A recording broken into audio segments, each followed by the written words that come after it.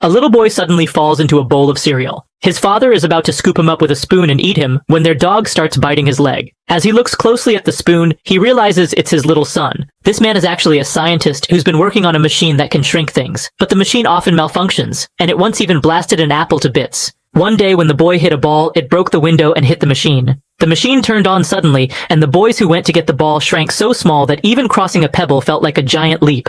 Even a tiny crack in the ground looked huge to them.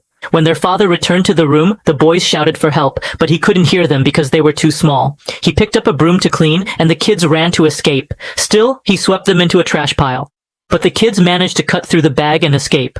Once outside, they realized the backyard now felt like a massive jungle. They slid across blades of grass to move forward. After a while, the little boy had an idea. He climbed up a tall blade of grass and started calling for his dog. Hearing his voice, the dog ran toward him, but just then, the boy slipped and landed on a flower.